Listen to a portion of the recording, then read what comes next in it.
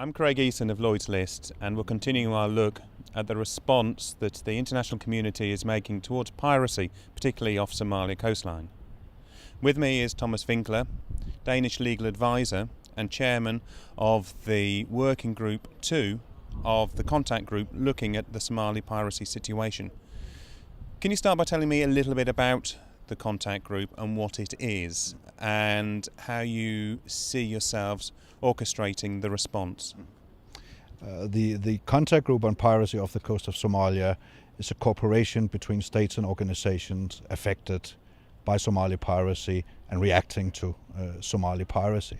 So we are about 50 states and organizations and industry representatives who are meeting 3 times a year, and where we're working in 5 working groups to actually find the practical answers to Somali piracy.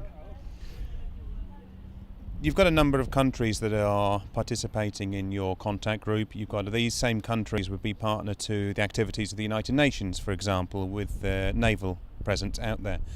Do you see that there's been a bit too much ad hoc activity in the response so far?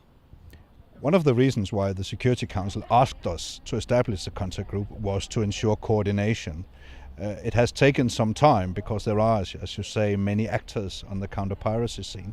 But I think we are getting there. I think we're getting to a situation where we are both coordinating and making a division of labor, which is very useful. And I think all the work that's been taking place recently on the armed private security is one example of how the IMO are doing some parts of it, the contact group and its working groups other parts of it. So I think we're getting there. We also see the UN agencies working in and around Somalia being better coordinated than they were 1.5, 2 years ago. Within your special remit, within your objectives, you're looking at the way that Somalis can be prosecuted and brought to justice. What are the current figures that we've got? The current figure we got is 1,045 Somali pirates behind bars in 20 states, either already having been prosecuted or awaiting prosecution. And I think that's a pretty good figure in 2 years' time. Of course, the challenge is that these are the men in the boat and not the organizers. And as you know, we only have a few organizers behind bars. But with the new Working Group 5, which is looking especially at the organizers and the financiers, there is hope that we will also get more organizers behind bars. This requires a lot of cooperation between investigators and prosecutors. And this has taken some time for it to kick off, some time for Interpol and Europol to kick off this cooperation, but it's also coming now. We've seen that a lot of countries have been reluctant to actually prosecute pirates because they haven't actually been caught in the act. But we're now beginning to see 1 or 2 countries at least show that just being prepared to commit an act of piracy is enough to be behind bars.